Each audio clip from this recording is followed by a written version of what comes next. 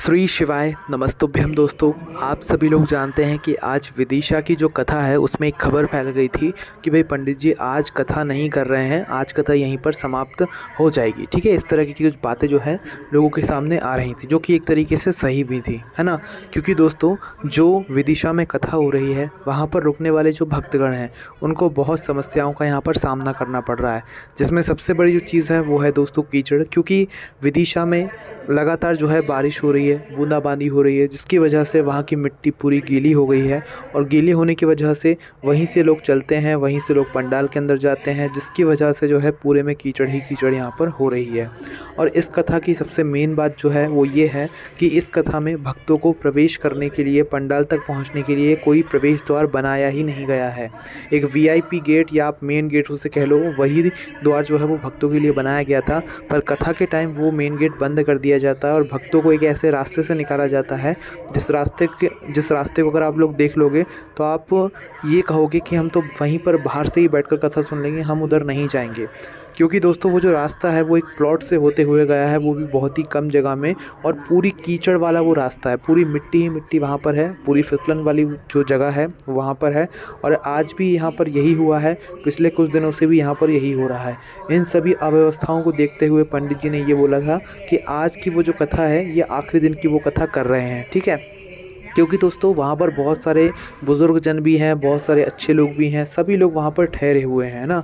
उनको जब अव्यवस्था हो रही है, उनको परेशानी हो रही है, तो पंडित जी को ये देखकर बिल्कुल भी अच्छा नहीं लग रहा था, जिसके कारणवश उन्होंने ये बात कही कि अब जो कथा है वो यहाँ पर नहीं होगी, आज इस कथा का विराम दिवस हो जाएगा। पर दोस्तों, आज की कथा का जब आखिरी समय आया, मतलब आरती के कुछ समय पहले, पंडित जी से जो है सभी लोगों ने निवेदन किया, वहाँ जो भक्तगण रुके हुए थे या जो समिति वाले हैं उन्होंने निवेदन किया। और निवेदन करने के बाद पंडित जी ने ये खबर दी कि भाई विदिशा में हो रही ये जो वेत्रवती शिव महापुराण कथा है ये अभी समाप्त नहीं होगी, पूरे 7 दिनों तक चलेगी। ठीक है, अब जो अव्यवस्था लोगों को हो रही है, हो सकता है भाई अब समिति वाले उस व्यवस्था को जो है सही कर लें, जो कथा के समय जो मेन गेट बंद कर दिया जाता है उसको खोल दें।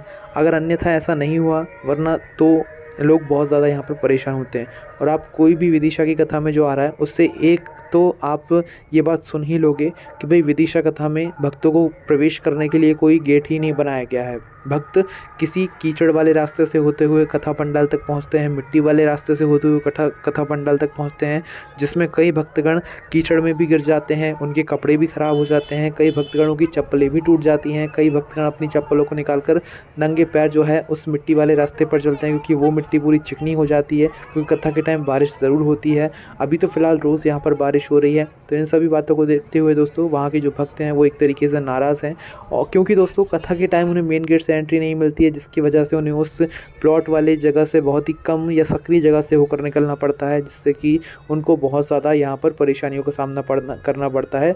और कई सारे लोग दोस्तों आज भक्त गिरे भी हैं, है ना, जो कि कीचड़ में गिर गए हैं, जिससे उनके कपड़े ख़राब हो गए हैं और बहुत सारी लोगों को यहाँ पर परेशानी आई है। सभी लोगों को पता था कि विदिशा में हो रही इस कथा में पहले से क्या होगा, बारिश होगी, पर किसी ने इस पर उतना ध्यान नहीं दिया जितना देना चाहिए था। देखो, हम आपको एक बात बताते हैं, शिव महापुराण कथा में अगर सबसे ज़रूरी कोई चीज़ है तो वो शिव भक्त हैं। अगर शिव भक्त नहीं होंगे तो शिव महापुराण कथा नहीं होगी। पंडित जी ये बात खुद कहते हैं, सबसे ज़्यादा अगर ज़रूरी कोई चीज़ है शिव महापुराण कथा में तो वो शिव भक्त हैं।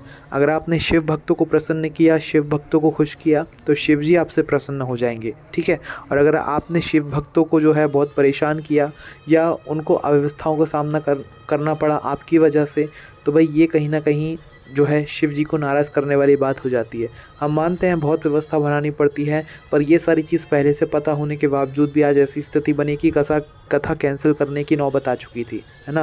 क्योंकि वहाँ के लोग बहुत परेशान हो रहे थे, लोगों को मेन गेट से एंट्री नहीं दी जाती है, और एंट्री नहीं दी जाती है तो फिर लोग साइड वाले प्लॉट से होते हुए आते हैं, जो कि पूरा कच्चा रास्ता है, मिट्टी वाला रास्ता है, फिसलन वाला रास्ता है, कीचड़ वाला रास्ता है, जिसमें लोगों को बहुत परेशानी भी होती है और ख़तरा भी होता है गिरने का, और गिरने के बाद चोट लगने का भी खतरा होता है। बहुत सारे लोग गिरे भी हैं, आप बहुत सारे लोगों से पूछोगे गिरे हैं, और लोगों को चोट भी लगी हुई हैं, क्योंकि दोस्तों वो जगह ही ऐसी है, पूरे में बिल्कुल कीचड़ ही कीचड़ यहाँ पर हो रही है।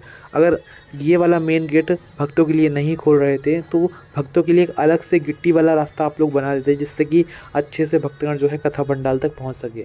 पर किसी के बारे में कोई बात नहीं सोची गई और जो जैसा चल रहा है वो वैसा ही चल रहा है। तो भाई अभी भी कुछ दिन बचे हुए हैं, जो शिव भक्त विदिशा शिव महापुराण कथा में ठहरे हुए हैं उनको आप लोगों को खुश करके भेजना है, उनको आप लोगों को प्रसन्न करके भेजना है। जब आप उनकी विदा करोगे तो भाई वो खुश होकर अपने घर जाने चाहिए।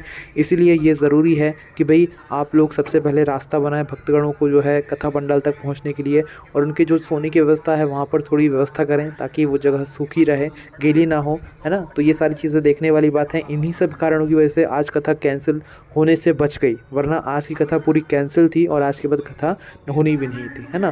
पर आज पंडित जी ने आखिरी में जो है ये मतलब संदेश दे दिया कि जो कथा है वो पूरे 7 दिन तक चलेगी, बल्कि मतलब सभी लोगों के निवेदन पर, ठीक है। तो ये खुशखबरी वाली बात है। बाकी 3 दिन बचे हुए हैं, तो सभी भक्तों को खुश करने का प्रयास करें, सभी भक्तों को प्रसन्न करने का प्रयास करें। इतना ही निवेदन है विदिशा में हो रही शिव महापुराण कथा से। बाकी इसके बारे में आप क्या सोचते हैं वो आप हमें कमेंट करके ज़रूर बताएं। श्री शिवाय नमस्तुभ्यम।